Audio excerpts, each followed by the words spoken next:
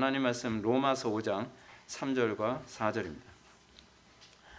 하나님 말씀은 로마서 5장 3절과 4절 말씀, 신약성경 245페이지입니다. 신약성경 245페이지 로마서 5장 3절과 4절.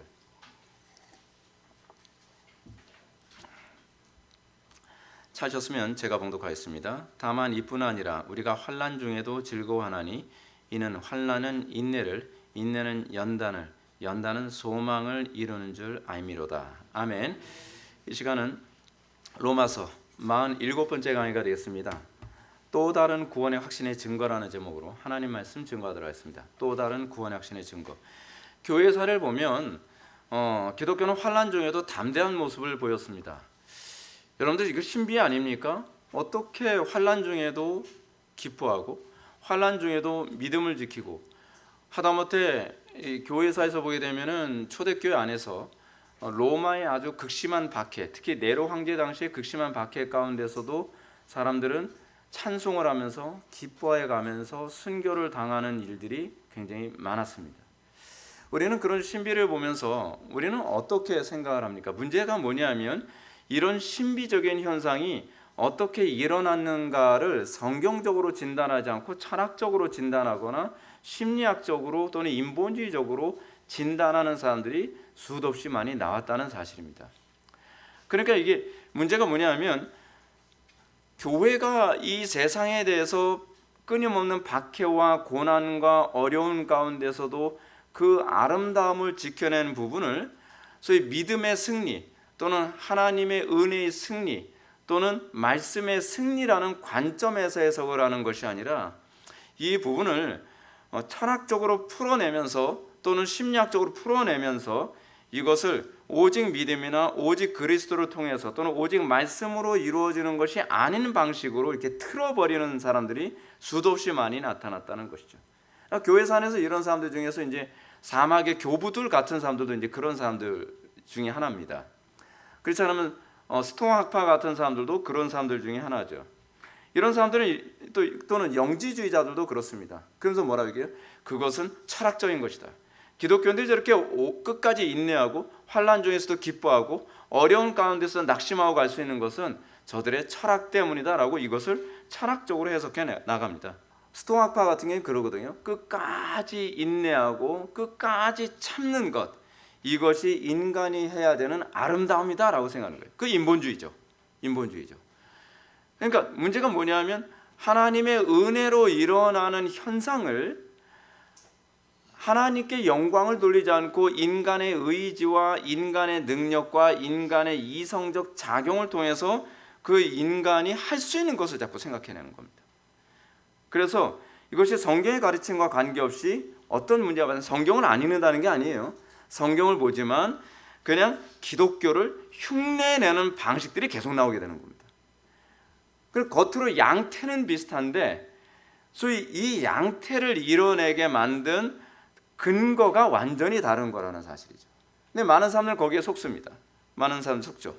왜냐하면 외적인 현상이 기독교, 성경이 가르치는 또는 교회사에서 나타났던 현상과 너무나 흡사하기 때문에 그런 것 아니겠습니까? 여러분 보십시오.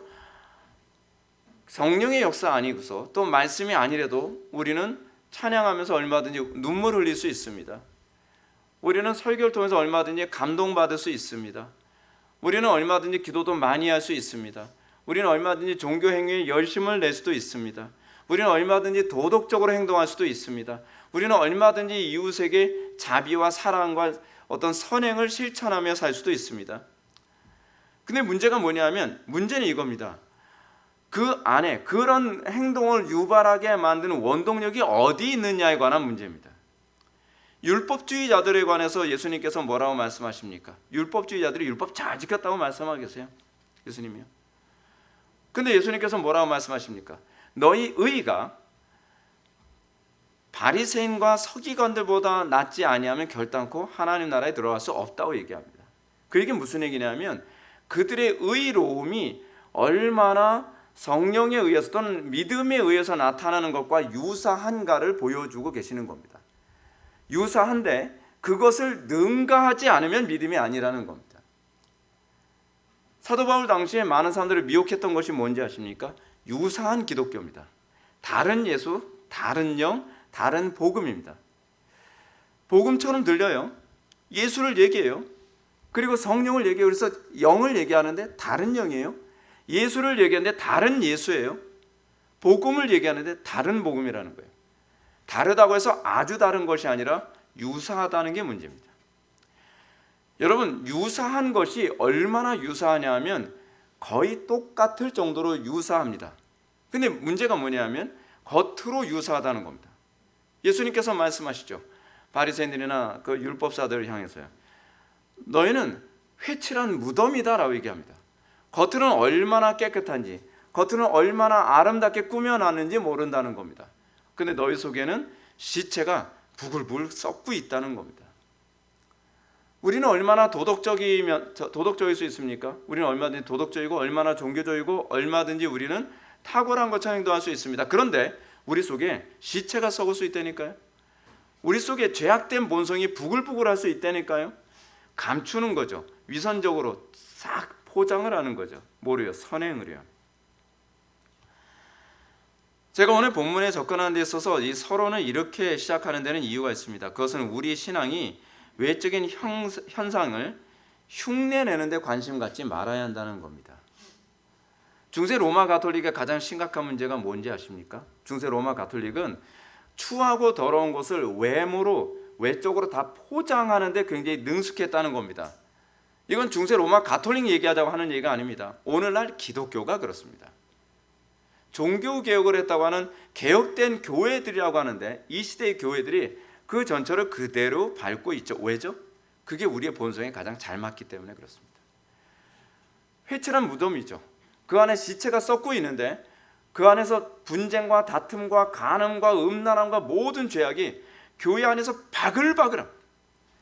교회 안에서 분파와 분열과 다툼과 시기와 질투와 거짓말과 음란함과 모든 죄악들 바글바글한데 겉으로는 어떻게 하죠? 그럴싸하게 포장하는 거죠. 아름다운 예배당으로 포장을 하는 거죠. 아름다운 음악으로 포장을 하는 거죠. 그리고 아름다운 옷차림으로 포장을 하죠. 중세 로마 가톨릭의 사제들이 옷을 어떻게 입었습니까? 멋있죠. 그냥 화려합니다. 여러분들은 가톨릭의 사제들이 옷차림이 굉장히 검소하다고 생각할지 모르지만 굉장히 세련되고 멋있는 디자인입니다. 여러분, 로만 칼라가 얼마나 세련되고 멋있게 만들었습니까? 그렇다고 해서 뭐 사제들이 양복 안 입는 거 아닙니다. 밖에 나갈 때는 양복 입고 다닙니다. 근데 그렇게 옷을 입고 또 뭐 성례를 집례할 때는 얼마나 화려한 옷을 입고 성례를 집례합니까? 추기경 돼 보십시오. 빨간색 옷에 그 빨간색 모자 쓰고 얼마나 뭐 주렁주렁 달고 있는 거 얼마나 많습니까? 그렇지 않습니까? 근데 그걸 오늘날 기독교가 그대로 흉내내고 있습니다. 여러분, 강단에서 양복 입고 설교하는 게요, 이게 얼마나 힘들게 성취한 건지 알고 계십니까? 강단에서 목사가 양복을 입고 설교하는 이유는 그냥 양복이 편하기 때문이 아닙니다. 성도들과 우리는 같다라는 의미를 가지고 있는 겁니다. 만인 제사장. 이미 강단에서 목사가 사제복을 입고 있다고 한다면, 신부복을 입고 있다고 한다면 무엇을 의미하냐면 너희들과 나는 완전히 격이 달라라는 식의 소위 이분법을 만들고 있는 겁니다. 강단에 올라와서 이 양복을 입고 올라가서 설교하는 것 때문에 얼마나 많은 우리의 신앙의 선배들이 박해를 받고 순교까지도 감수해야 되는지 모릅니다. 이걸 개혁해내기 위해서. 근데 문제는 오늘날 이 시대에 많은 개혁되어졌다고 하는 교회들이 신부들처럼 옷을 입고 하다못해 추기경처럼 옷을 입고 빨간색 그 로만 칼라라고 해서 강단에 서서 설교를 합니다. 그리고 마치 추기경이나 된 것처럼 여기다가 목걸이, 십자가 목걸이까지 달고서 그렇게 설교를 합니다. 자꾸 겉모양을 자꾸 흉내내는 거죠. 겉모양을 아름답게 하죠. 왜 자꾸 겉모양을 아름답게 자꾸 만들려고 하죠? 여러분, 그렇잖아요. 지적이지 않은 사람들이 자꾸 지적인 것처럼 보이려고 하잖아요. 내면이 아름답지 않은 사람들이 자꾸 외모를 꾸미는 데 굉장히 관심이 많잖아요. 왜 그렇죠? 속에 차 있진 않아서 그런 거죠. 교회가 왜 자꾸 예배당 건축하는데 그토록 돈을 투자하는 데 관심을 많이 갖고 예배당을 건축하고 나서도 그거로 만족하지 않고서 몇 년마다 한 번씩 리모델링하고 여러분 리모델링하는 것이 거의 예배당 한 번 건축할 때만큼의 돈이 들거든요. 그 리모델링 하다가 나중에 그것도 실증 나면 다시 때려 부수고 그 아까운 건물을 또 다시 새롭게 더 의리의리하게 또 짓습니다. 여러분 그거는 굉장히 잘못하는 겁니다. 왜냐하면 건물 자체는 역사입니다. 초라하더라도 그것이 남아있는 것이 교회사를 만듭니다. 근데 역사의식이 없다 보니까 건물을 또 때려 부수고 또 새로 더 크게 짓고 더 크게 짓고 그리고 성도들에게 헌금 내라고 주리를 틀고 왜 자꾸 그럴까요? 속이 썩었기 때문에 그렇습니다. 속이 썩으면 자꾸 외양을 꾸미는 데 관심이 많습니다. 그걸 우리는 뭐라고 하죠? 위선이라고 하죠. 위선이라고 합니다. 위선이 점점점 심해져 가는 거죠. 우리는 자꾸 겉모양만 흉내내고 속을 감추는 데 굉장히 관심이 많습니다. 우리는 이것이 어떤 방식으로 또 나타나냐면 우리의 삶의 방식이 결과 중심으로 나타나는 것 또한 그렇습니다. 우리가 너무나 결과에만 초점을 맞추면 그 과정 사이에 인간의 악한 본성이나 사탄의 끼어들기가 너무도 많아집니다. 어떻게 하든지 결과만 잘 나오면 되는 거 아닙니까? 그래서 결국 선행만 하면 되는 거 아니에요? 결국 착하게 살면 되는 거 아니에요? 어떻게 하든지 그래도 많이 모이면 되는 게 아니에요? 어떻게 하든지 기도 많이 하면 되는 거 아니에요? 아니라니까요. 성경은 결과보다 과정에 더 관심이 많다니까요. 성경은 외모보다 중심에 더 관심이 더 많다니까요. 하나님은 외형을 보지 아니하시고 중심을 보시는 분이시라 그랬잖아요. 근데 우리는 중심에 관심을 가져야 되는데 우리는 외형에 관심을 더 많이 갖습니다. 분명히 말씀드리지만 기독교가 추구하는 신앙의 본질은 철학이라거나 또는 신비적 체험이 아닙니다. 하나님과의 관계 안에 있으면 본성의 변화에 의해서 이것이 나타난다는 겁니다. 자연스럽게 나타나는 거죠. 우리 본성이 바뀌는 데 관심을 가져야만 합니다.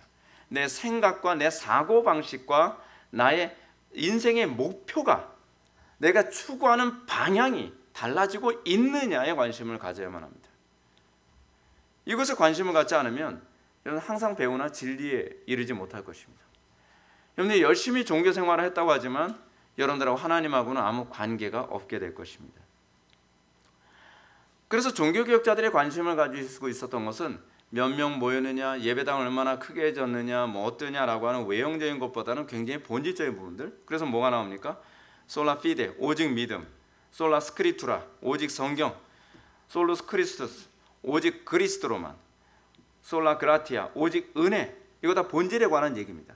내면적인 부분입니다. 이것을 기반으로 하지 않으면 우리는 아무리 천사의 말을 하고 자기를 희생하고 신앙을 위해 박해를 받고 선행을 많이 하고 복음을 열심히 전한다 할지라도 아무것도 아닌 것이 되고 맙니다.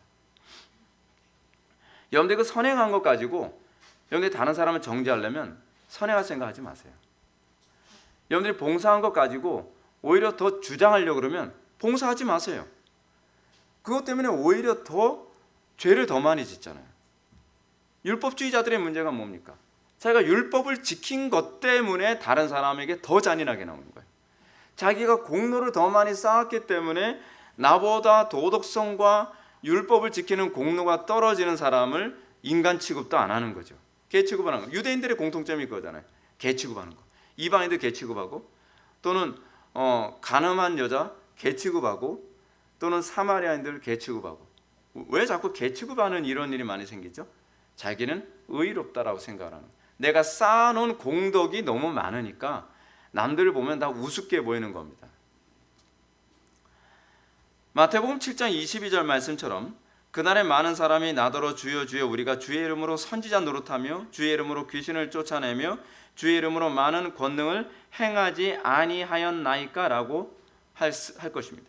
그런데 그렇게 할지라도 주님께 돌아올 대답은 너무나도 많은 사람들에게 우리는 주님으로부터 이런 대답을 얻을 것 같습니다.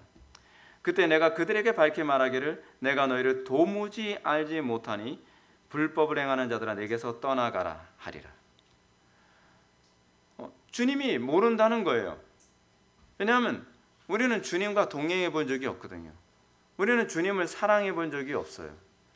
우리는 외형만 그럴싸하게 주님과 동행하는 것처럼, 주님을 사랑하는 것처럼, 또 우리가 이웃을 사랑하는 것처럼 행동을 했지, 우리 마음속에 사랑이 없다는 걸 한 번도 점검해 본 적이 없고, 우리가 하나님을 경외한다는 걸 한 번도 점검해 본 적이 없는 겁니다. 그렇습니다. 기독교 신앙에서 항상 명심해야 될 것은 결과가 아니라 과정이고, 또 외연이 아니라 우리의 중심입니다. 순례길을 어떻게 가든지 천당에 가면 그만이라고 생각하는 사람들은 담 넘어 순례길을 들어선 위선자요 형식주의자일 뿐입니다.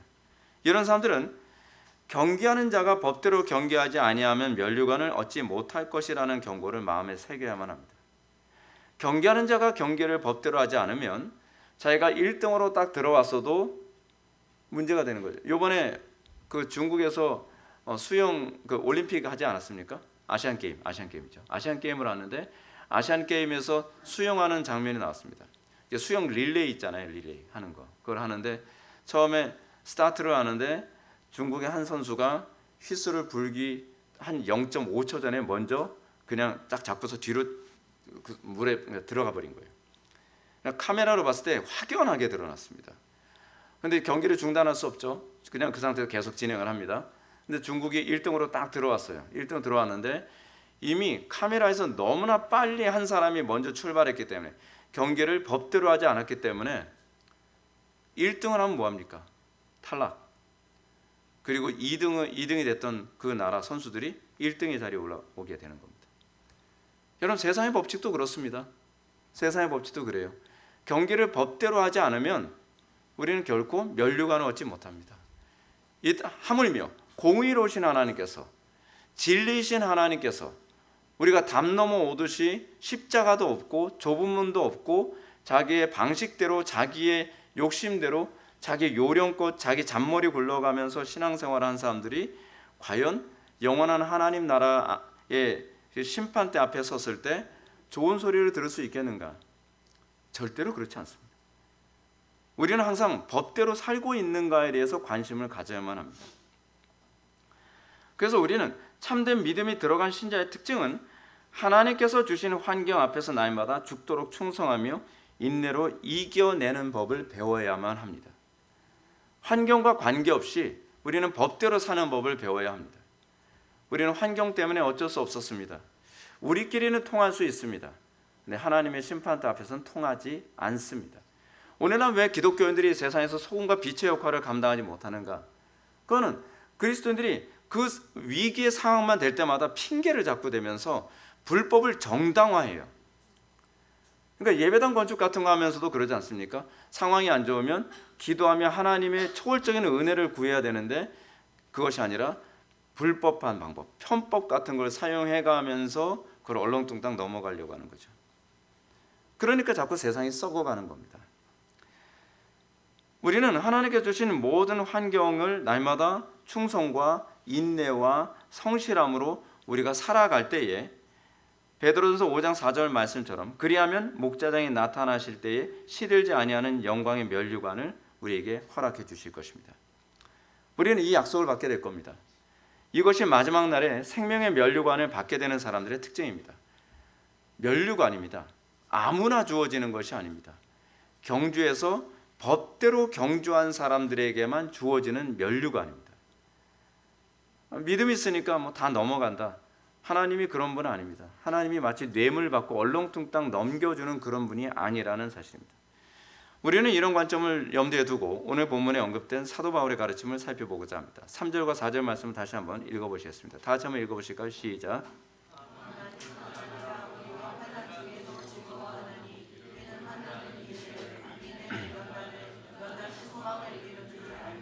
아멘. 여러분들은 이 구절이 좀 신비롭게 여겨지지 않습니까? 누가 이렇게 살지? 누가 환난 중에도 즐거워하지? 그리고 환난은 인내를, 인내는 연단을, 연단은 소망을 이룬다? 과연 누가 이렇게 살지? 우리 주변에 살고 있는 사람들 중에서 우리는 어떻습니까? 우리는 환난 때문에 점점 강팍해지고, 환난 때문에 점점 잔머리만 발달하고, 환난 때문에 요령만 발달하고, 환난 때문에 더 교활해져 가는 사람들만 우리 주변에 많이 보고 있지 않습니까? 저는 제가 그런 걸 주변에서 굉장히 많이 느껴요. 그러니까 신앙생활을 오래 했다고 하면 할수록 더 깊어지는 것이 아니라 더 요령만 발달하는 거예요. 근데 문제가 뭐냐면 성경이 이러니까 우리는 이거를 위선으로 자꾸 감추려고 합니다. 위선으로. 예를 들어서 장로가 됐습니다. 장로가 됐는데 그래도 좀 거룩해 보이고 좀 경건해 보여야 되잖아요. 밖에서 어떻게 개차발로 살든. 그러니까 다른 사람들 앞에서 어떻게 성경책 옆에 딱 끼고 하면서 할렐루야 목사님 안녕하십니까 인사하고요. 그리고 교회 밖에 나가면 성경책 한 번도 읽어보지 않으면서 안 믿는 사람들보다 더 욕심과 사악함과 불법으로 살아가요. 저는 그런 모습을 여러 번 봤거든요. 제가 어렸을 때 제가 정말 경건하다고 생각했던 교회 집사님이 계셨는데 그 집사님이 그랬어요. 정말 누가 보더라도 경건하다고 생각을 했어요. 근데 그분의 사업장에서 그분이 사업을 어떻게 하는지 보고서 제가 굉장히 충격을 받았거든요. 왜냐하면 그분이 고등부 때 저를 가르쳤던 분의 남편이니까. 그래서 굉장히 저는 경건하다고 생각했어요. 근데 온갖 거짓말과 편법과 그 욕도 잘하고 싸움도 잘하고 그런 거예요. 그래서 제가 너무 충격을 받아서 아니 저희들한테 그렇게 안 가르치셨잖아요. 그건 아니지 않나요? 그랬더니 씩 웃으면서 그런 얘기합니다. 야 사회생활은 그렇게 못해. 그거는 교회에서는 그렇게 가르치지만 사회생활 해봐 그렇게 안 돼 라고 얘기하는 거예요. 그게 믿음일까요? 그래도 그분들은 믿음이라고 생각을 해요. 그분들은 겉으로는 누가 보더라도 굉장히 포장을 잘해요. 왜냐하면 그분들의 뒷모습을 볼 기회가 웬만한 교인들한테 없으니까. 한 번은 그런 거죠. 한 번은 성가대에서 이제 대부분 이제 교회에서 행사할 때 되면은 스폰을 구하잖아요. 그래서 성가대 총무가 와서 스폰을 구합니다. 그래서 요번에 우리 성가대 뭐 합창대회 하고 그러는데 좀 재정적으로 어려우니까 좀 그 스폰 좀 해주시죠 라고 했더니 그럼 당연히 해죠. 얼마 정도 필요하세요? 그분이 하루 매상이 한 1,000만 원 정도씩 나오거든요. 그 당시에. 그러니까 잘 나올 땐 1,000만 원, 좀 적게 나오면 한 800만 원 뭐 그 정도 나와요. 근데 얼마 정도 원하세요? 그러면 이거 한 4, 50만 원 정도. 그 정도. 당연히 해드려야죠. 그러면서 그 자리에서 딱 돈을 딱 줘요. 그리고 나서 딱 뒤돌아서 가는데 재수없게 진짜 맨날 거지처럼 제가 그걸 들으면서 굉장히 충격이었어요. 아니 어떻게 앞의 모습과 뒤의 모습이 완전히 딴 사람이지? 이게 뭐죠? 우리는 자꾸 성경처럼 사는 것처럼 보이려고 하는 거예요. 성경처럼. 저는 그걸 잊을 수가 없어요. 그 장면을요. 여러분 환난 중에도 즐거워하는 척하지 마십시오. 내가 환난 중에서 정말 즐거워하게 됐는가? 그리고 그 환난 가운데서 내가 인내하게 됐는가? 이 성령께서 나를 통해 행하신 일이 있는가를 보라는 겁니다. 그리고 그걸 통해 내가 연단이 됐는가? 내가 더 다듬어지고 더 거룩해지고 그리스도를 더 많이 알아가고 그리스도와 더 연합하고 더 하나님의 영광을 돌리는 사람이 되었는가에 관해서 관심을 가지라는 거죠. 본절에서 바울은 이렇게 시작합니다. 다만 이뿐 아니라 라는 말로 시작합니다. 이 말씀 바로 1절과 2절 말씀을 염두에 두고 있는 거죠. 다시 말해서 칭의를 통해 우리는 그리스도로 말미암아 하나님과 화평을 누리게 되었으면 우리에게 어떤 현상이 나타난다고 얘기합니까? 첫 번째로 하나님을 아련하게 되었다. 하나님을 아련할 수 있는, 하나님을 날마다 하나님의 존전에 나아갈 수 있는 그런 은혜, 그 특권을 우리가 얻게 되었다라고 얘기하는 거죠. 또 그렇게 날마다 하나님을 자주 아련하고 하나님의 존전에 자꾸 나아가면 자동적으로 어떻게 돼요? 더 영화롭게 하나님의 영광으로 화해지고 변화되겠죠. 그렇죠? 근데 변화되는 것도 어떻게 해요? 변화된 것처럼 행동을 하죠. 표정을 굉장히 근엄하고 굉장히 점잖고 그려가면서 말이에요. 그리고 이 칭의는 어떻게 해요? 우리로 하여금 날마다 주님을 더 사랑하게 만들죠.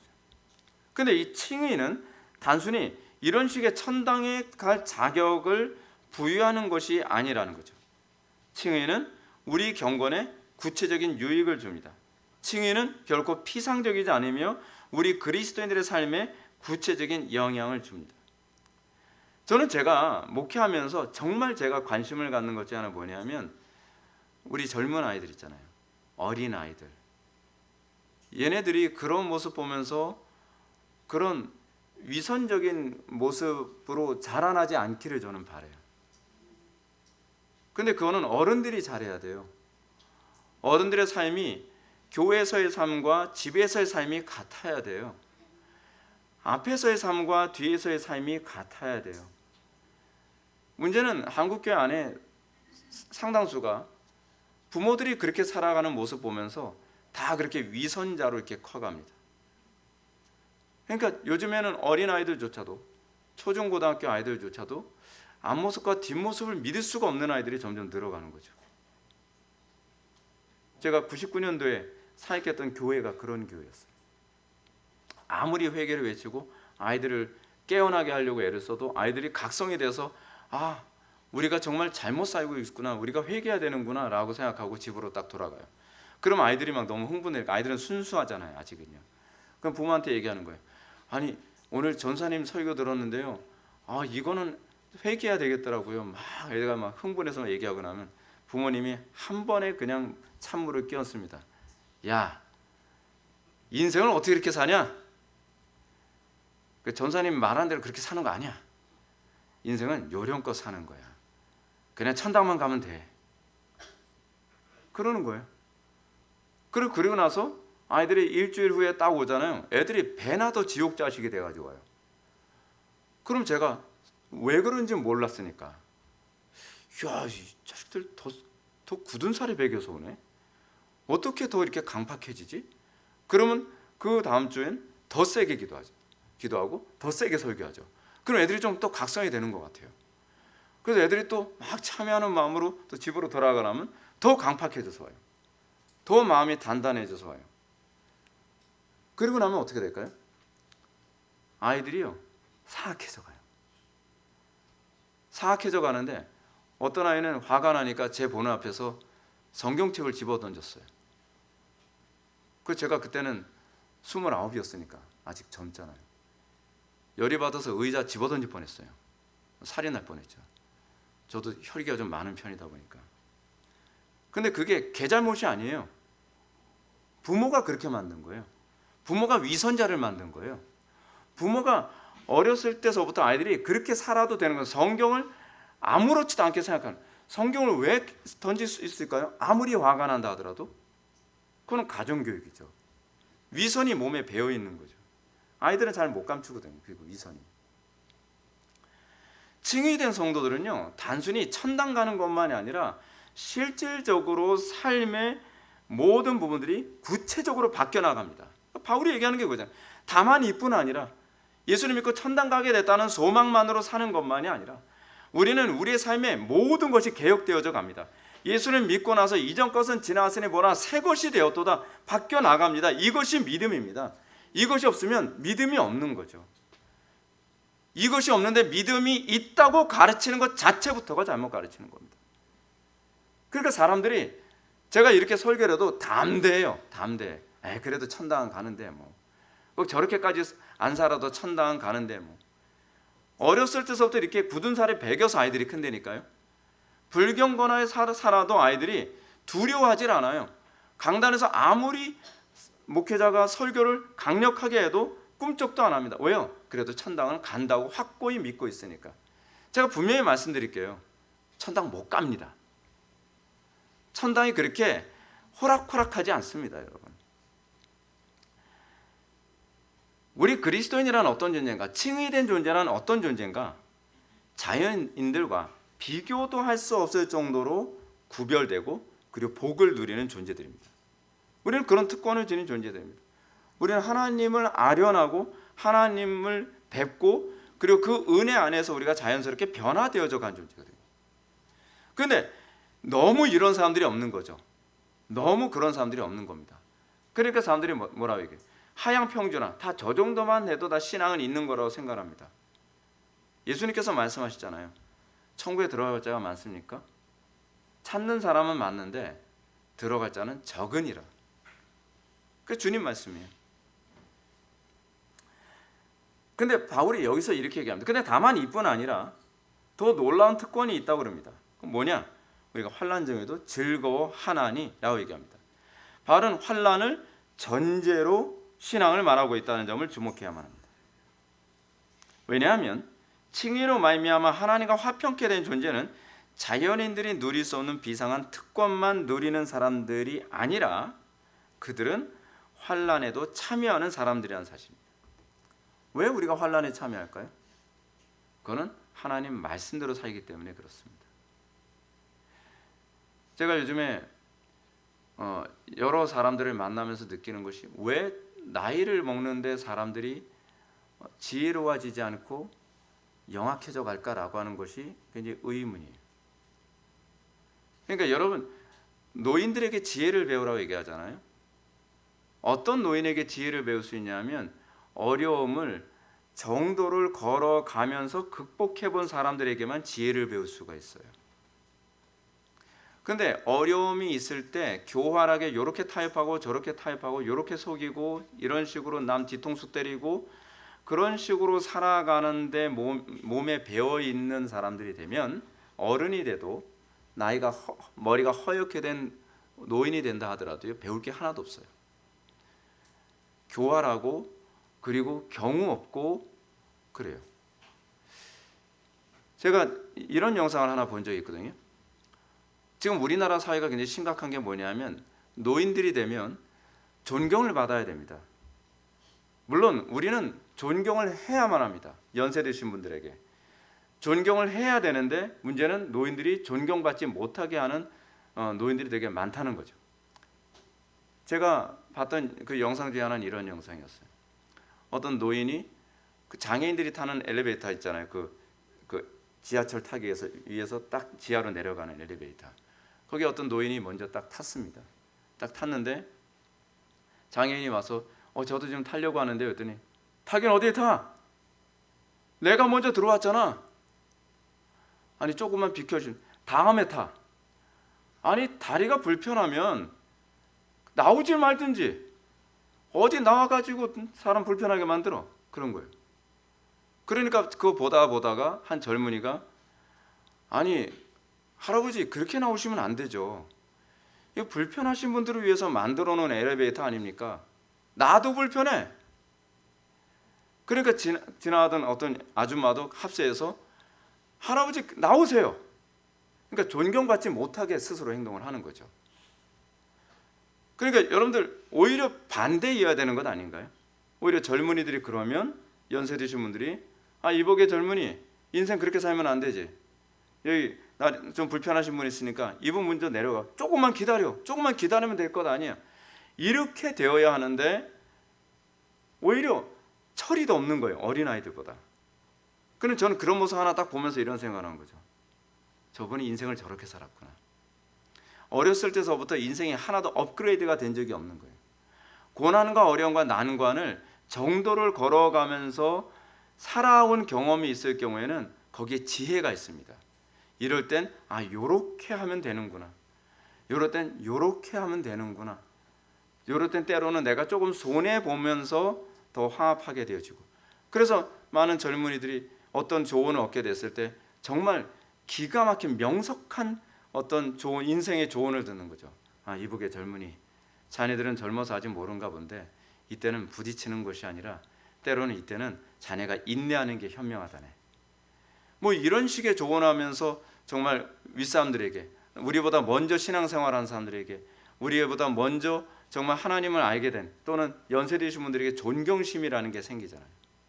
근데 정반대로 가는 거죠.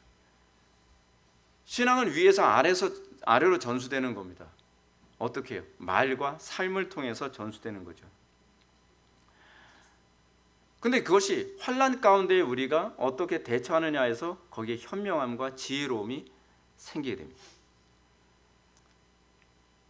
바울은 그 환난을 전제로 얘기합니다.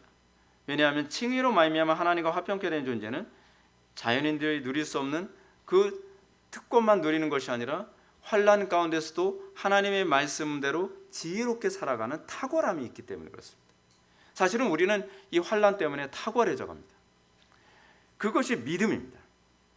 믿음은 환난과 고난과 어려움을 안 믿는 사람들이 모르는 탁월한 인생의 경륜을 통해 세상 사람들이 봤을 때도 존경스러운 모습으로 살아가게 되는 것입니다. 바울은 그리스도를 위하여 너에게 은혜를 주신 것은 다만 그를 믿을 뿐 아니라 또한 그를 위하여 고난도 받게 하려 하심이라고 했습니다. 신자는 믿음으로 얻는 특권만 누릴 뿐 아니라 또한 거룩한 전쟁에 참여하게 된 존재라고 얘기하는 것입니다. 그렇습니다. 하나님 나라 시민은 특권을 누리기만 하는 사람이 아닙니다. 그 시민다운 책임과 의무를 다하는 존재들입니다. 거기에 아름다움이 있죠. 이는 마치 대한민국 시민이 되면 이제 대한민국 시민으로서 국방의 의무를 지게 되는 것, 또는 대한민국의 시민으로서 세금을 내며 살아가는 것, 대한민국 시민으로서 해야 될 의무와 책임을 다하면서 살아가게 되는 것과 같습니다. 예수를 믿기 이전 자연인들은 하나님의 일반 은총의 귀함과 감사함을 몰랐습니다. 그래서 그 영광을 하나님께 돌리지도 않고 하나님께 감사하지도 않았습니다. 근데 여러분들은 알게 된 거잖아요. 여러분들은 이제 믿음을 갖게 된 거잖아요. 그렇다고 한다면 우리는 하나님께 우리의 책임과 의무를 다하는 삶을 살아가는 것, 그것이 믿음 아닌가요? 그것이 없으면 어떻게 우리가 하나님을 알게 됐다라고 얘기할 수 있겠습니까? 우리는 다릅니다. 우리는 하나님께서 우리에게 주시는 하나님께서 우리에게 은혜를 주신 것은 다만 그를 믿을 뿐 아니라 어떻게 하든지 그 은혜를 통해 하나님께서 우리에게 허락하신 책임과 의무를 완수하는 것이라고 가르치고 있는 겁니다. 돈이 많아서 그 돈 가지고 내 방식대로 막 쓰는 것이 아니라, 예전에 우리가 예수님 안 믿기 전에 그랬죠. 내가 돈 많이 벌면 그거 가지고 내 마음대로 내가 쓰고 싶은 대로 펑펑 쓰면서 하면 된다고 생각을 했죠. 근데 우리가 예수를 믿고 난 다음에 어떤 고민을 합니까?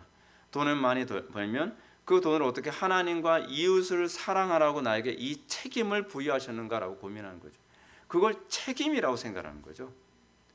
재물을 책임이라고 생각하고, 건강을 책임이라고 생각하고, 지식을 책임이라고 생각하고, 성공과 명예와 권력을 책임이라고 생각하는 사회. 여러분, 그런 사회가 정말 아름다운 사회 아닙니까? 근데 요즘 기독교인이든 비기독교인이든 자기에게 주어진 걸 책임이라고 생각하는 사람이 어디 있습니까? 다 권력이라고 생각하죠. 권력. 이런 마인드는 여러분 거듭난 성도들에게만 있는 겁니다. 거듭난 성도들만 하나님께서 나에게 주어진 이 모든 것을 책임이라고 생각을 하고 그것에 대해서 어떻게 책임을 감당할 것인가를 고민하게 됩니다. 칭의가 바로 그렇습니다. 바울의 표현처럼 우리에게 하나님께서 은혜를 주신 것은 다만 믿고 천국에 갈 수 있도록 하신 것만이 아닙니다. 그를 위하여 고난도 받게 하려 하심입니다. 고난도 받게 하려 하심이다 라고 했을 때 고난을 받아야만 한다라고 하는 강요가 아니라, 여러분들이 하나님의 진리의 말씀대로 살게 되면 고난을 받을 수밖에 없다는 얘기입니다. 여러분들이 진리대로 산다는 것이 항상 대결을 동반한다는 것을 잊지 마십시오. 우리에게 대결이 없는 이유는 진리를 타협하고 있기 때문에 그렇습니다. 셰퍼가 얘기한 것처럼 진리는 대결을 동반합니다. 근데 여러분들이 동반하는 대결은 욕심 때문입니까? 아니면 내 타락한 본성 때문입니까? 아니면 진리 때문입니까? 항상 이 부분 때문에 고민해야죠. 왜냐하면 대결 동반하니까 또 신앙이라고 생각해요. 아니, 대결이 다 같은 대결이 아니라니까요. 진리 때문에 대결하는 것, 사랑 때문에 대결하는 것, 거룩함 때문에 대결을 동반하는 것, 이것만 제한적입니다. 칭의가 바로 그런 것이죠. 그래서 우리는 거룩한 전쟁에 부름받은 군인이요, 하나님 나라 경작에 부름받은 충성된 일꾼이요, 하나님 나라 운동 경기에 부름받은 한 팀이라는 인식을 가져야만 합니다. 그래서 여러분은 기독교 신화에서 환난을 언급하는 것이 매우 불편할 것입니다. 왜냐하면 환난에 대한 해당하는 헬라어 들리보가 이 포도즙 틀에서 즙을 짜내듯이 피와 땀과 눈물과 고통을 짜낸다는 의미이기 때문에 그렇습니다. 하나님 말씀대로 살아가는 것은 이 땅이 거짓과 죄악으로 가득한 세상이기 때문에 하나님의 진리의 말씀대로 살아간다는 것은 끊임없이 마치 포도즙에서 즙을 짜내듯이 피와 땀과 눈물과 고통을 계속적으로 짜내는 그런 삶의 연속선상에 있습니다. 그러므로 상식적으로 보더라도 누구나 환난을 전제로 살아가는 걸 원치 않겠죠. 이게 자연인의 당연한 모습입니다. 왜냐하면 자연인들은 나의 행복을 위해서 살아가는 것이 나의 권리라고 생각을 하니까. 그게 철학의 주제 아닌가요? 철학의 목적, 자기 행복이죠. 근데 우리가 그 인본주의 철학으로부터 우리가 해방돼서 그리스도의 자유 안에 들어갔다고 한다면 우리는 그들과 다른 관점과 다른 목표를 가지고 살아가는 것을 통해 내가 진짜 구원받은 성도인가를 알 수 있는 거죠. 뭐예요? 우리는 이제는 환난이 있다 할지라도 진리를 따라 사는 것을 기뻐하게 되는 것이죠. 세상 사람들은 이렇습니다. 항상 편하고 안락한 삶을 보장받기 원합니다. 그래서 사람들이 교회를 찾아올 때 그러지 않습니까? 교회 오면 마음이 편하더라고요. 회복의 교회는 안 편하더라고요. 네. 아니 여러분, 교회 마음 편하려고 오는 건 아닙니다. 마음 편하려고 가시려면 제가 좋은 곳을 제가 소개해 드리겠습니다. 절입니다. 네. 절 가면 은은하게 목탁 소리가 들려오고요. 그리고 가만히 있으면 딸랑딸랑 딸랑딸랑 어디선가 종소리 같은 게 들리고, 또 산속에 암자가 있다 보니까 새들도 지저귀고, 또 이렇게 바람이 탁 지나갈 때 그 수풀이 착 할 때마다 여러분들은 마음의 고요함이 이제 흘러 넘치게 될 겁니다. 아, 마음이 편하다. 여러분, 교회는 마음 편하려고 오는 것 아닙니다. 착각하지 마십시오. 교회는요, 사실은 진리를 위해서 사는 정말 진지한 고민 때문에 오는 존재들입니다. 죄와 싸우기 위한 사람들의 모임입니다. 하나님을 사랑하고 이웃을 사랑하는 사람들이 교회를 찾는 것입니다. 우리는 교회가 마치 교회의 모습을 그 절이나 성당 같은 모습으로 자꾸 착각을 합니다. 아닙니다, 여러분. 교회는 그런 곳이 아닙니다. 교회는요, 여러분들이 항상 편하고 안락한 삶을 보장받기 위해서 교회를 찾아오신 분들도 아마 많이 있을 겁니다. 근데 저는 계속 대결을 동반해야 된다, 싸워야 된다, 거룩함을 위해서 죄와 싸워야 된다, 계속 그러니까 얼마나 스트레스가 됩니까? 그래서 우리 교회 정말 위로받기 위해서 왔던 자매도 위로받기 위해서 왔는데 더 우울해져서 가요. 왜냐하면 교회가 그걸 위해서 오는 것이라고 착각을 하고 있기 때문에 그렇습니다. 그런 식으로 사람들이 다 오해를 하고 있어요. 그럼 교회가 왜 필요하죠? 그거는 교회만 할 수 있는 게 아니에요. 교회만 할 수 있는 유일한 특권이 있습니다. 죄와 싸우도록 하는 겁니다. 하나님의 영광을 위해서 살도록 하는 것입니다. 진리를 위해서 살도록 하는 것입니다. 그래서 교회가 존재 가치가 있는 겁니다. 소금이 만일 그 맛을 잃으면 무엇으로 짜게 하리요? 그 맛을 잃으면 교회가 왜 존재하는 겁니까? 저는 여러분들에게 질문을 던지고 싶어요.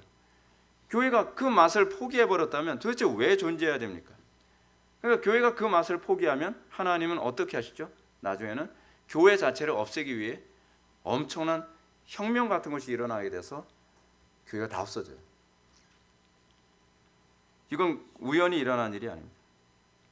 우리는 과연 몇 명이나 순수하게 죄로부터 자유를 얻고 확실한 진리 안에 살기 위해 기독교 신앙을 갖게 되는지 좀 질문을 던지셔야만 합니다. 물론 우리는 평안과 안정과 영원한 천국에 대한 소망 때문에 예수를 믿습니다. 맞습니다.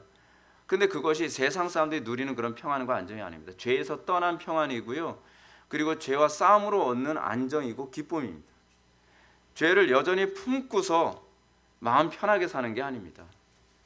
진리의 눈을 감고 책임과 의무를 다 멀리하고 마음 편하게 사는 것이 기독교가 아닙니다. 우리가 만약에 이것에만 소망을 둔다면 불신자와 아무 구별됨이 없죠. 보다 더 본질적인 것은 그리스도께 대한 사랑, 진리에 대한 사랑 때문에 이 신앙을 갖게 된 겁니다. 실제로 크고 작은 환난은 우리 신앙에 궁극적으로 바라보는 것이 무엇인지 검증하는 시금석이 됩니다.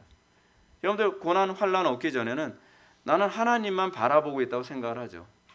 맨날 소풍하듯이 예배당에 옵니다. 미국에는 그 로버트 슐러 목사님이 목회했던 수정교회 같은 경우에는 교회 오게 되면은 뒤에 완전히 다 유리로 돼가지고서 이 호수가 보이고 사람들은 맨날 그냥 뭐 놀러 오듯이 피크닉 하듯이 교회에 찾아옵니다. 근데 환란이 닥치니까 싹 사라집니다. 고난이 닥치니까 싹 사라집니다. 어려움이 닥치니까 그냥 나 몰라라면서 다 도망갑니다. 이게 무슨 생명 있는 기독교예요? 그렇지 않습니까? 실제로 크고 작은 환란을 겪을 때 나는 정말 그리스도 때문에 예수를 믿었나? 나는 정말 진리 때문에 예수를 믿었나? 나는 그냥 놀러 온 건가? 존 버넨의 철로 역정을 보면 크리스찬은 순례를 시작하면서 고집과 변덕쟁이가 뒤따라오는 것을 보게 됩니다. 고집은 끊임없이 어떻게 하니 크리스찬으로 하여금 예적 삶으로 돌아가자고 계속 설득을 하는데 설득이 안 먹히니까 그냥 가버리고 맙니다.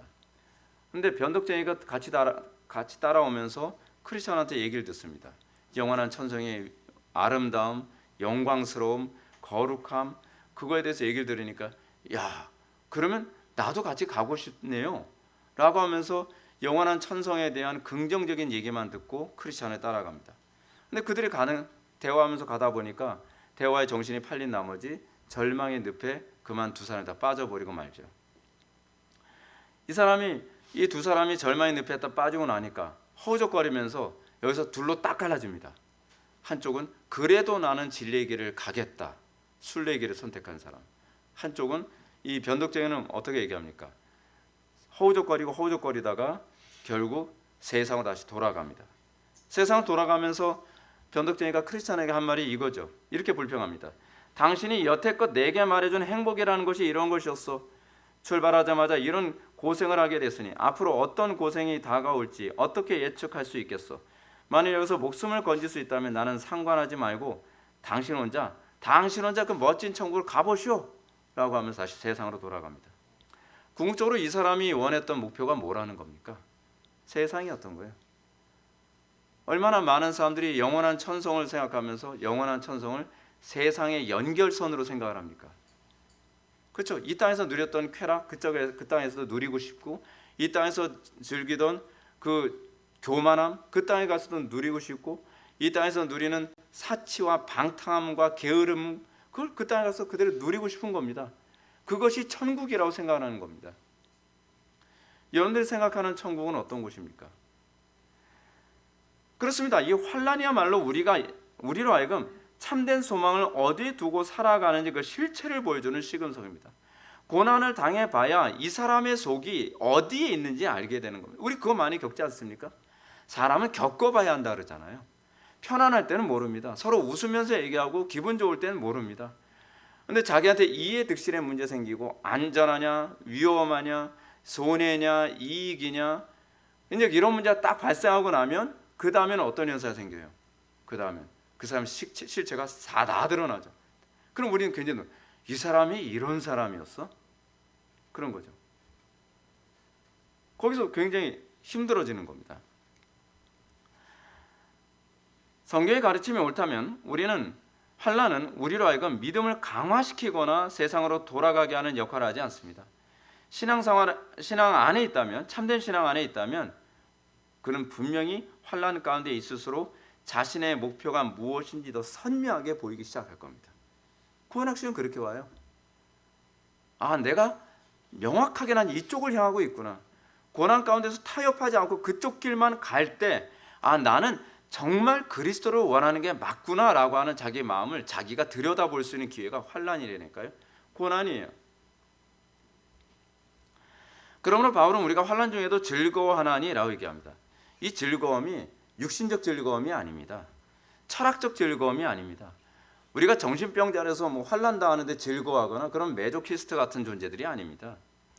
이것은 하나님께서 인간을 창조하신 보시기에 좋은 상태가 아닙니다. 여러분, 고난 당하는데 좋아하는데 이게 정신병자리, 이게 제정신입니까? 그렇지 않습니까? 근데 이거를 자꾸 철학적으로 해석하려고 하고 자꾸 심리학적으로 자꾸 해석하려고 하는 거죠. 여러분들, 저나 여러분들이나 이게 정상입니다. 우리는 환난 싫습니다. 우린 고난 싫습니다. 이게 정상입니다. 예수님 좋아서 십자가에 못 박혀 돌아가셨겠습니까? 예수님 십자가에 못 박히면 좋아서 야, 하나 더 박아봐, 그러신 분이시겠습니까? 그건 정신병자죠. 그건요. 주님은 이게 얼마나 힘들고 고통스럽고 괴로운지 아십니다. 그리고 우리로 하여금 그 길을 가라고 하시면서 슬퍼하시는 분이 그분이십니다. 얼마나 아프니, 얼마나 괴롭니. 근데 그 가운데서 우리의 아픔을, 우리의 질고를 친히 지시는 것이 바로 그리스도신 거예요. 그래서 우리는 이 길이 가능한 겁니다. 환난이 우리에게 영적인 유익을 줍니다. 그래서 우리는 기뻐할 수 있습니다. 우리가 환난당하고 고난당하고 우리가 진리 때문에 우리가 대결이 동반되어지고 어려움 당할 때 그 가운데서 굽혀지지 않는 나의 심령 상태, 그 가운데서도 진리를 향해서 가게 되어지는 나의 모습, 그 가운데서 하나님 사랑, 이웃 사랑을 포기하지 않고 가게 되어지는 나의 모습을 보면서 내 속에 그리스도의 사랑이 있는 게 맞구나라고 하는 걸 확인하게 되는 거죠. 내가 진정으로 칭의 된 것이 맞구나라고 하는 걸 그때 확인하게 되는 겁니다. 그게 확인될 때 그때 기뻐하고 즐거워하게 되는 거죠. 그 이전에는 항상 헷갈리는 겁니다. 나는 정말 진리를 사랑하는 거 맞나? 나는 정말 영원한 천성만을 향하고 내가 그리스도만을 바라보며 사는 거 맞나? 근데 고난을 당할 때 내가 끊임없이 절망의 늪에 빠져도 그래도 허우적거리면서 그 순례의 길을 가고 진리의 길을 가고 십자가의 길을 걸어가고 좁은 길을 걸어가는 내 모습을 보면서 나에겐 없는 일이 하나님의 은혜 가운데 있어지는 모습을 보면서 내 믿음이 가짜가 아니구나라고 하는 걸 알게 되죠. 그때 비로소 즐거워할 수 있는 겁니다. 그것 때문에 즐거워하는 겁니다. 마태복음 5장 11절과 12절 말씀을 보면 우리 주님은 팔복을 언급하시면서 나로 말미암아 너희를 욕하고 박해하고 거짓으로 너희를 거스려 모든 악한 말을 할 때는 너희에게 복이 있나니 기뻐하고 즐거워하라. 왜요? 하늘에서 너희 상이 큼이라. 이걸 알기 때문에, 이걸 확인하게 되기 때문에 그래서 우리가 기뻐하고 즐거워하라는 겁니다. 근데 이 핍박과 고난과 환난이 아니면 이것을 확인할 방법이 없어요. 왜냐하면 만물보다 거짓되고 심히 부패한 것이 우리 마음이다 보니까 우리 마음은 항상 신앙 좋은 척해요. 우리 마음은 항상 뭔가 있는 척해요. 우리 마음은 항상 뭔가 경건한 척 무지 많이 한단 말이에요. 근데 고난과 환난과 어려움 딱 닥치면 자기 속에 있는 이 모습이 실체가 드러나면서 이게 아니구나, 내가 이게 신앙이 아니었구나라고 하는 걸 알게 되는 거죠. 근데 그것을 발견해야 될 때, 그 가운데서 내가 그리스도를 붙잡는 나의 모습을 보게 될 때 그때 비로소 기뻐하고 즐거워할 수 있는 거죠. 그래서 예수님께서 말씀하시는 게 이겁니다. 너희 전에 있던 선지자들도 이같이 박해하였느니라. 우리 이전 선지자들도, 우리의 믿음의 선배들도 다 그렇게 살았다는 겁니다. 또 주님은 제자들을 전도 파송하시고 난 후에 승리감에 도취돼서 돌아오니까 예수님께서 이렇게 말씀하십니다. 귀신들이 너희에게 항복한 것으로 기뻐하지 말고 너희의 이름이 하늘에 기록된 것으로 기뻐하라. 우리가 기뻐해야 될 것은 그겁니다. 내 이름이 하늘에 기록된 것을 확인할 때 그것을 기뻐하는 겁니다. 근데 내 이름이 하늘에 기록됐다는 것을 언제 알 수 있어요? 막 찬양하다 눈물 흘리면요, 그걸 어떻게 믿습니까? 그 감정적인 얘기를. 그렇지 않아요? 예배 시간에 여러분들 감동 예화 듣고서 눈물 흘리는 거, 여러분들 설교 듣고 은혜 받았다는 거, 물론 은혜 받는 거 중요하죠. 근데 중요한 건 여러분들이 배우고 확신한 대로 거하며 사는 그 현장에서 확신을 얻는 거라니까요. 하나님 말씀대로 사는 가운데 반드시 대결이 있고, 하나님 말씀대로 사는 가운데 박해가 있고 환난이 있고 고난이 있고 어려움이 있고 넘을 수 없는 산이 있는데, 그 가운데서 내가 믿음을 지키게 될 때 그것으로 기뻐하고 즐거워하게 되는 것입니다. 사도 베드로는 또 이렇게 얘기합니다. 사랑하는 자들아, 너희를 연단하려고 오는 불시험일 이상한 일 당하는 것 같이 이상히 여기지 말고 오히려 너희가 그리스도의 고난에 참여하는 것으로 즐거워하라. 이는 그의 영광을 나타내실 때 너희로 즐거워하고 기쁘게 하려 함이라. 그렇습니다. 우리에게 이 고난이 닥칠 때 우리가 그 그리스도의 고난에 참여하고 있다는 것을 통해 내가 구원을 확신할 수 있게 되는 거예요. 우리는 구원 확신을 굉장히 우습게 가르쳤습니다. 구원 확신이 마치 영적 기도만 했으면 구원은 받은 것이고, 교회만 나오면 구원받은 것이고, 11조 정도 하면 구원받은 것이고, 교회 봉사 좀 하고 여러분들이 세례 받고 그렇지만 여러분들이 직분 받으면 여러분들이 구원받은 것처럼 그렇게 배웠습니다. 거짓말입니다. 성경적이지 않습니다. 성경이 가르치는 기쁨은 자신의 정체성에 대한 확신을 얻는 기쁨입니다. 내 영혼의 이름이 하늘에 기록된 것을 확인하는 것으로 인한 기쁨입니다. 우리가 세상에 박해받기 전에는 자신이 세상에 속해 있는지 하나님께 속해 있는지 이게 불분명해요. 근데 그리스도로 인한 환난이 닥치게 될 때 우리는 우리 정체성을 분명하게 인식하게 됩니다. 우리가 세상에 속하지 않고 하나님께 속했다는 거죠. 근데 이 속하는 문제가 단순히 인내만의 문제가 아니라니까요. 제가 정말 어려운 게 이거예요. 분별의 문제가 같이 가요. 이게 굉장히 어려운 문제예요. 나는 이것이 옳다고, 이것이 그리스도를 섬기는 예라고 생각한다니까요. 그래서 여러분 고난이 닥치게 되면 항상 홍해 바다 갈라지듯이 쫙 둘로 갈라집니다. 그 안에서 다툼과 갈등이 엄청나게 많이 생깁니다. 한쪽에서는 그렇게 얘기하잖아요. 신사참배가 옳다고 생각해서 그쪽으로 가는 거예요. 신사참배가 옳지 않다고 생각하니까 이쪽으로 가는 거란 말이에요. 여러분 분명히 하셔야 됩니다. 하나님과의 관계가 불분명하지 않으면 환난 때에 여러분들 공포 때문에, 두려움 때문에 또는 손해 볼까 봐 여러분들이 배도하는 게 아닙니다. 그것만이 아니라는 거예요. 분별력 때문에 배도합니다. 아무리 봐도 그게 옳다는 거예요. 아무리 봐도 김 목사가 틀렸더라는 거예요. 여러분 분별력은 어떻게 생긴다 그랬죠? 제가요. 분별력은요, 순종한 만큼 생겨요. 수많은 고난과 난관 가운데서 믿음으로 살아보는 이 일이 반복되어지면서 그래서 분별력이 이렇게 생깁니다. 우리는 분별력 하게 되면 무슨 이성에 뭔가 딱 그냥 조명만 일어나면 분별력이 생기는 거라고 생각하죠. 물론 그 영역이 있죠. 근데 하나님께서는 그 영역만이 아니라 이것과 이런 상식적인 영역들을 다 통합해서 분별을 갖게 해요. 교리적인 지식, 그리고 성령의 조명하심, 그리고 삶 속에서 순종함을 통해 얻게 되어진 신앙적 성숙 안에서 보여지는 분별력. 이게 종합이 돼가지고서 분별력이라고 하는 현상이 만들어지게 됩니다.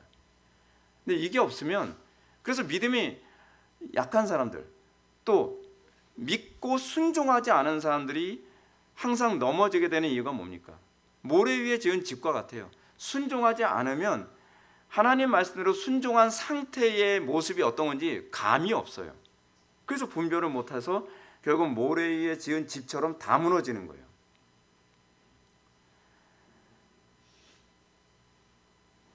우리가 세상에 속하지 않고 하나님께 속했다는 것, 그걸 어떻게 합니까? 예수님 말씀처럼 너희가 세상에 속하였으면 세상의 자기 것을 사랑할 것이나 너희는 세상에 속한 자가 아니요 도리어 내가 너희를 세상에서 택하였기 때문에 세상이 너희를 미워하였느니라 라고 얘기합니다.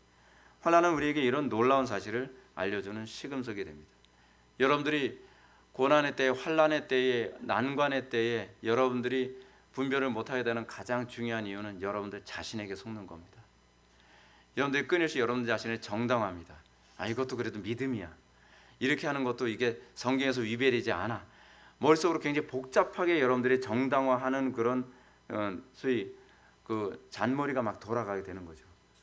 그래서 그것에 확신을 얻게 되어지고 그러면서 배도로 향하게 됩니다. 아마 모르긴 몰라도 앞으로 오게 될 엄청난 환난과 고난의 때에 그렇게 넘어지는 사람들이 부지기수가 될 겁니다. 그래서 저도 항상 두려워서 지금부터 기도합니다. 고난의 때, 환난의 때에 왔을 때에 믿음 지킬 수 있게 해주십시오. 성도들 앞에서 비겁한 모습 보이지 않게 해주십시오. 또 성도들과 관계에서 올바르게 분별해서 양들을 올바르게 인도할 수 있게 해주십시오. 전 지금부터 기도해요. 언제 갑자기 올지 모르잖아요. 그러므로 우리는 환난 자체는 달갑지 않지만 환난이 우리에게 어떤 의미를 주는지를 알게 되면 그때 비로소 기뻐하게 됩니다. 이것은 경계를 법대로 하지 않은 사람에겐 주어지지 않는 기쁨입니다. 경계를 법대로 하지 않은 사람은 기쁨을 어디서만 얻습니까? 그냥 1등 얻는 거, 매달 목에 거는 거, 거기에서만 기쁨을 누리죠. 결과만 중요시 여기고 과정을 무시하는 사람들에겐 이런 즐거움이 없습니다. 이 과정을 통해서 마치 이런 거와 똑같죠. 우리 어떤 운동선수가 운동을 하는데 이 1등이 되기 위해서 이 운동 과정에서 이런 현상이 나타나야 돼요. 이런 트레이닝을 하고 이런 예를 들어서 섀도우 박싱을 한다든지 이런 행동을 할 때에 자기가 실력이 향상되고 있다는 것이 이러이러한 부분에서 하나씩 그 증상이 나타나야 되죠. 그러면서 옛날엔 주먹이 날라오면 맞았는데 이제는 그걸 피할 수 있게 되어지고, 옛날보다 내 주먹의 강도가 더 세지고, 옛날보다 맷집이 더 세지고, 이런 부분이 하나씩 쌓여져 가면서 거기서 기쁨을 느끼게 되죠. 아, 나는 점점 그 챔피언의 자리에 가까워져 가고 있구나라고 하는 것. 그래서 얼굴이 퉁퉁 부어서 집으로 돌아오면서 기뻐서 즐거워서 올 수 있는 거죠. 마치 그런 거와 같은 거예요.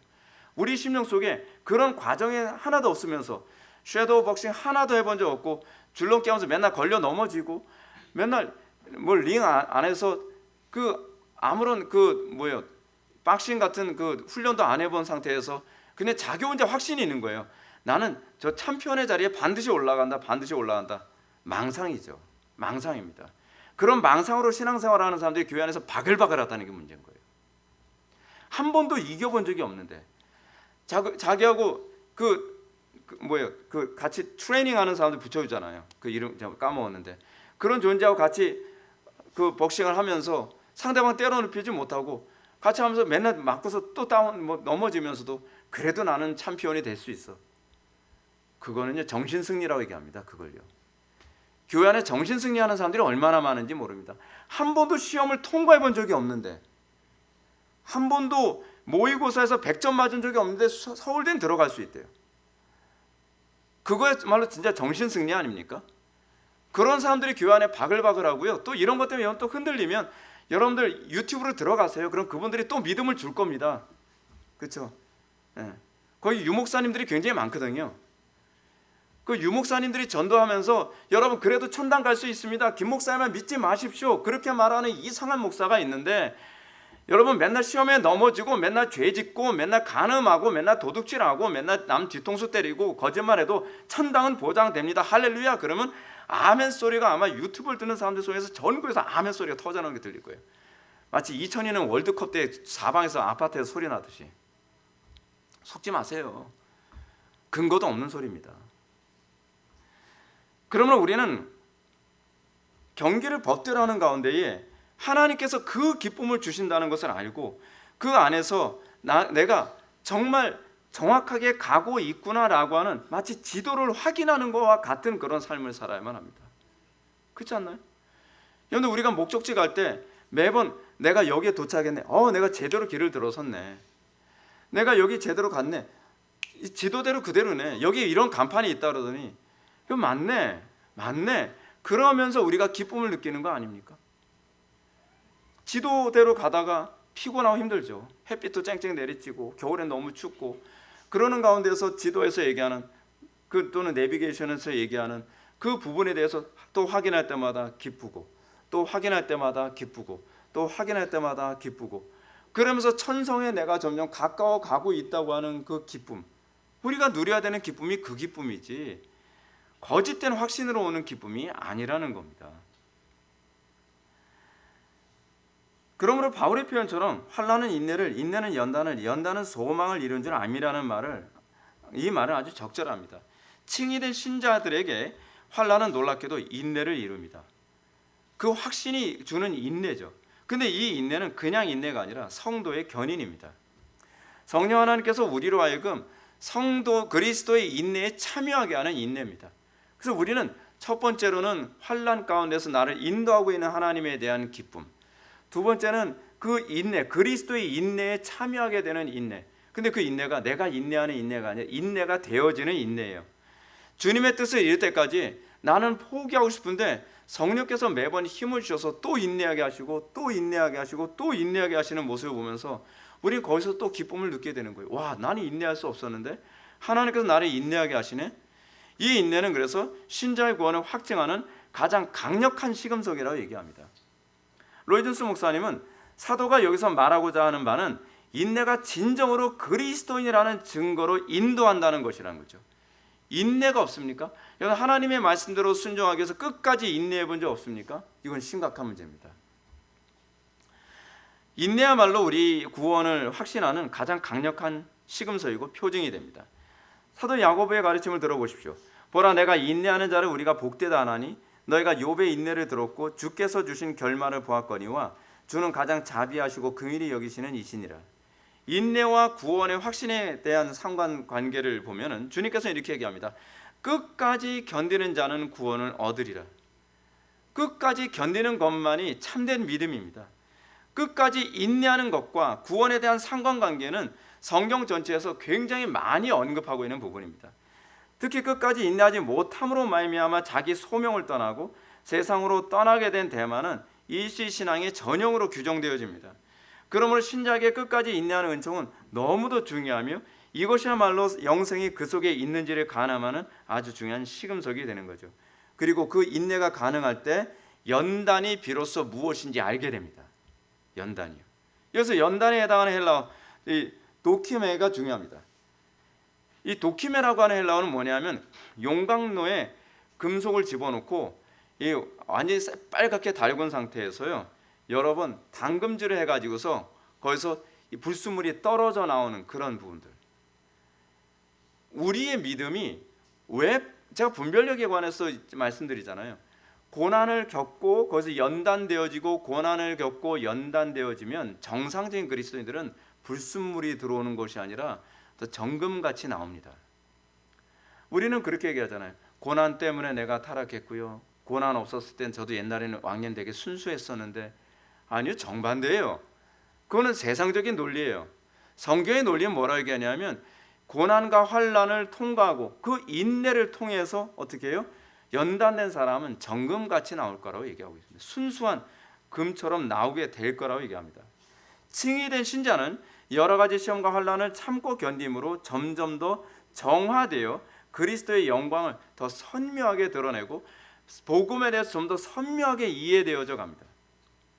여러분들은 우리가 이제 그런 분들 많이 보게 됩니다. 어떤 목사님들 보게 되면은 저도 굉장히 두려운 게 그건데 초기에는 개혁주의 차원에서 복음을 정말 신학적으로 정확하게 전했던 분들이 많습니다. 근데 시간이 지나면서 자꾸 뭐가 섞여요. 자꾸 인본주의가 섞이고 철학이 섞이고 뭐가 뒤죽박죽 되고 막 그렇습니다. 책을 많이 봤기 때문이 아닙니다. 타협했기 때문입니다. 하나님 말씀대로 순종을 안 하니까 이게 헷갈리는 겁니다. 왜냐하면 내가 살아가는 것 가지고 성경을 꽤 맞추기 시작을 하거든요. 그래서 철학이 들어오기 시작을 하는 거예요. 왜냐하면 자기를 정당화해야 되니까.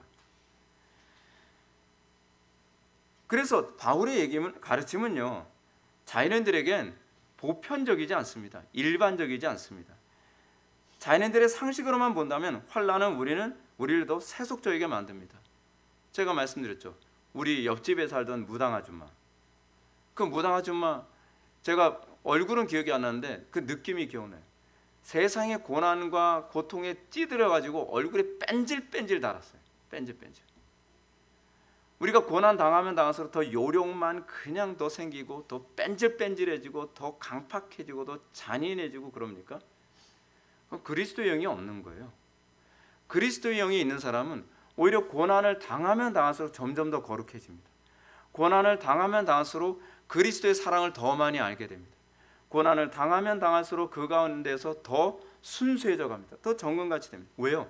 더 말씀을 의지하고 더 기도하는 자리에 나오고 더 하나님의 은혜에 부유함에 참여하기 때문에 그렇습니다.